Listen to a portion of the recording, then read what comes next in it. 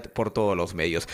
Diana, ya se cierra esta primera parte, por decir así, ¿no? De la inscripción de los partidos políticos. Hay fechas claves en el cronograma electoral que se tiene y hoy es una de ellas, a un año ya de las elecciones generales 2026. ¿Cómo va avanzando este calendario electoral? Hoy vence el plazo para la inscripción de las agrupaciones políticas, así que vamos a conversar con Jorge Jáuregui, especialista en temas electorales, para que nos precise un poco más todo este cronograma electoral que se tiene con miras a las próximas elecciones del 2026. ¿Cómo estás, Jorge? Buenos días, bienvenido a RPP. Muy buenos días, un placer, muchas gracias por la invitación. Buenos días, Oscar, Diana, ¿no? Encantado, gracias. ¿Cómo Ujú. está? Hoy Bienvenido. es Salud. una fecha clave en el tema de conocer cuántas agrupaciones políticas oficialmente inscritas vamos a tener para que puedan participar en las próximas elecciones generales, ¿verdad? Bueno, en efecto, digamos, el mecanismo que establece la legislación electoral peruana prevé dos filtros importantes para que los partidos queden habilitados para presentar candidaturas. El primero tiene que ver con que logren inscripción vigente a la fecha, digamos, en el umbral de tiempo que establece el cronograma, ¿no? Y la legislación, que es el día de hoy, el 12 es el límite para que los partidos logren inscripción vigente. Y el otro aspecto es el que tiene que ver con que las personas que están afiliadas al partido político, ¿no? Para que puedan postular en elecciones primarias, deban tener por lo menos un año de afiliación, ¿no? Entonces ahí hay dos componentes que se cruzan y son una suerte de filtro, ¿no? Que genera una lógica ordenada de personas que postulan porque tienen afiliación partidista, ¿no? ¿Cómo está, señor Jauregui? Diana Falcón le saluda. Ahora, sabemos que hasta el Diana, buen día. momento hay 43 partidos políticos inscritos en el ROP. Hay también algunas que están en proceso, ¿no? Hay dos agrupaciones políticas que están en proceso de inscripción y esto se tendría que definir hoy antes de las 12 de la noche, o estas que todavía están en proceso podrían tener un espacio adicional. Bueno, en principio la legislación establece, la norma establece que para que los partidos postulen debe tener inscripción vigente hasta el hito de tiempo que la norma señala, que es el día de hoy. De modo tal que los partidos que no logran inscripción hasta este momento no podrían ingresar, ¿no? A presentar candidaturas. La norma, el artículo 11 de la Ley de Organizaciones Políticas, ¿no? Originalmente Ley de Partidos Políticos, que es la norma que regula el funcionamiento de los partidos, ¿no? Proceso de inscripción y tal, establece que para que los partidos queden habilitados a presentar candidaturas deben lograr inscripción vigente Ok. hasta el determinado Ujú, periodo, ¿no? Que es el que hoy estamos analizando. Entonces, ujú. ciertamente no tendrían posibilidad, ¿no?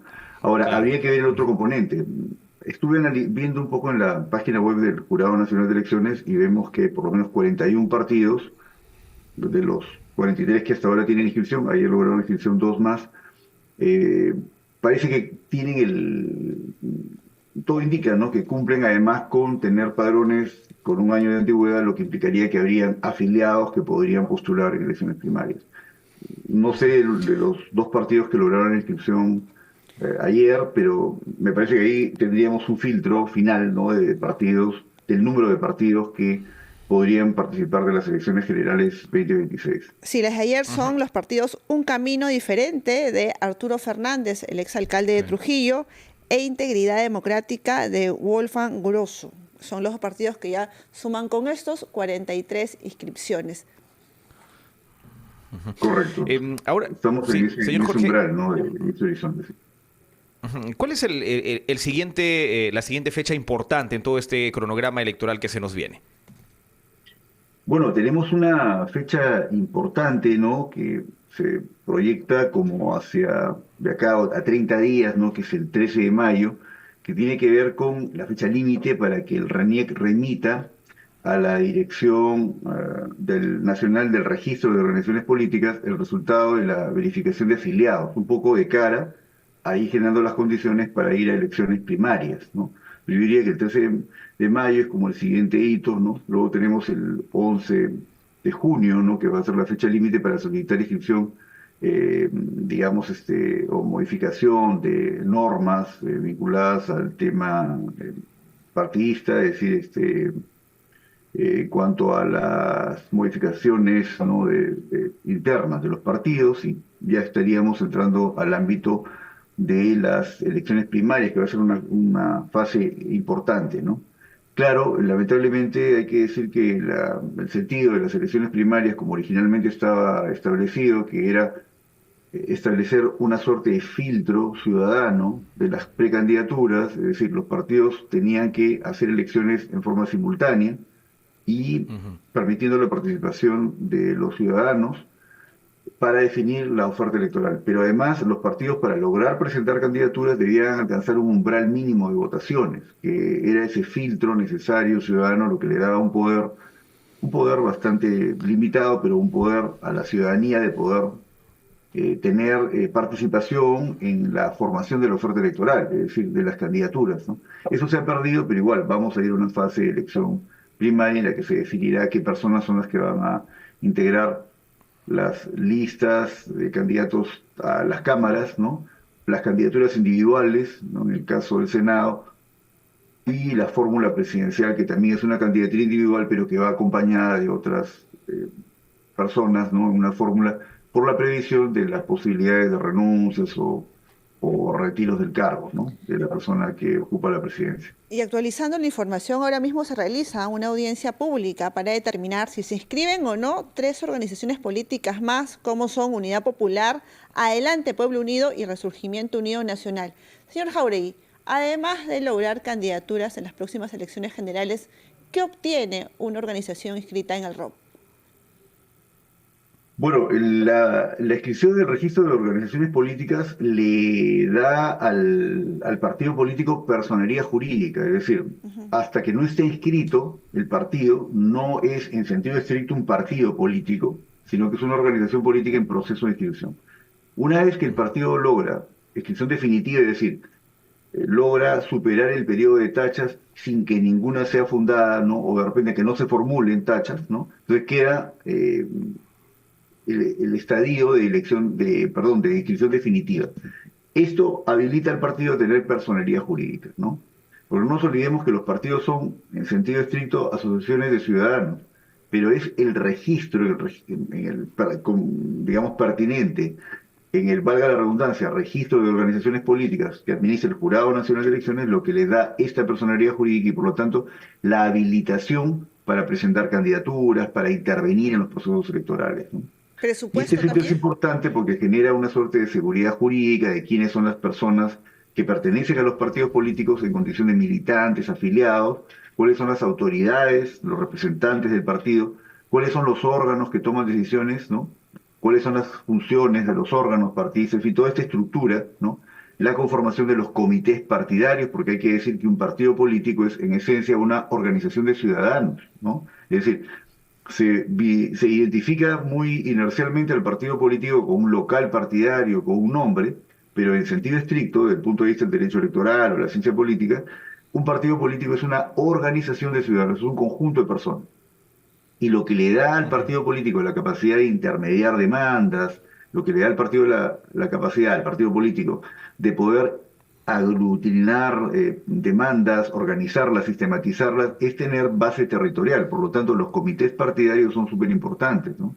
Un poco la gran deficiencia de los partidos que se han formado en el siglo XXI en el Perú, con el marco institucional que tenemos, es que carecen de bases partidarias en sentido estricto, ¿no? Y concurren otros fenómenos como esta lógica en la cual, digamos, hay una enorme dependencia del dinero privado, ¿no? Y se montan organizaciones que incluso tienen comités formalmente, pero en donde no hay una discusión, en sentido estricto, una dinámica partidista, ¿no? Entonces, todos esos aspectos son interesantes, claro, y sí contribuye mucho a dar seguridad jurídica el registro ante el Jurado Nacional de Elecciones, ¿no? Ante el registro de organizaciones políticas del Jurado Nacional de Elecciones. O sea, la inscripción del Ujú. partido ante este registro, ¿no?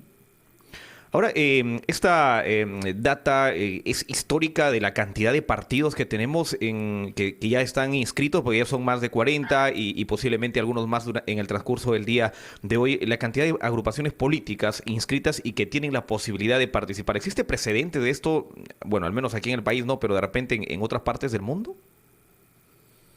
Bueno, ciertamente el nivel de fragmentación que tiene el sistema de partidos políticos en el Perú, las organizaciones partidistas, es muy alto. Y en el caso peruano, no tenemos un precedente en este nivel, aunque sí es cierto que en las elecciones que se dan en 1900, digamos, 80, con posterioridad a este periodo, ¿no? Para configurar el primer gobierno democrático en este periodo icónico de la historia política peruana que se da en la década de los 80, ¿no? Donde nos acercamos de modo más cabal a lograr un sistema de partidos políticos en sentido estricto. También hubo una gran, no sé si decir euforia, pero sí una gran expectativa y hubo gran cantidad de partidos, ¿no? Pero lo que tenemos hoy es un problema particular, ¿no? Que no solamente tiene que ver con una enorme cantidad de partidos, sino con una enorme cantidad de partidos que están absolutamente desconectados de la ciudadanía. Es decir, los mecanismos de conexión, que son los mecanismos de las elecciones internas, son bastante opacos y por lo tanto son, en buena cuenta, organizaciones carentes de una estructura real, ¿no? Ahí hay un problema de fondo. Tenemos unos partidos que hay gran número, pero que tienen procedimientos muy opacos y por lo tanto no cumplen el objetivo que la propia Constitución del 93 establece. Es decir, que los partidos deben ser mecanismos a través de los cuales la ciudadanía ejerce el derecho de sufragio en la dimensión pasiva, es decir, se postula, Y esto se ¿no? Porque rompe. sufragio es Sí, exacto, el sufragio tiene la doble dimensión que la de votar para elegir, pero también esa es la dimensión activa, pero también la dimensión pasiva, que es la de postular. Entonces y los ciudadanos esto completan la dimensión de la libertad política que ofrece el Instituto Sufragio a través de votar directamente o a través del partido. Entonces estos nos ha partidos, quedado sí, clarísima la información, señor Jorge Jauregui. Y claro, el hecho de que hayan tantos partidos políticos hace que se rompa precisamente ese derecho, el del ciudadano, a tener la información, a qué gama de posibilidades tiene para que haya autoridades a diferente nivel. Precisamente estamos observando ahora a través de la señal de televisión de RPP, teníamos hace algunos segundos a Duberly Rodríguez, expresidente del Poder Judicial, quien sustentaba la inscripción en el registro de organizaciones políticas de lo que podría ser su partido, Unidad Popular. Muchas gracias por estar en la rotativa del aire. muchas gracias a usted por la invitación. Muy amable.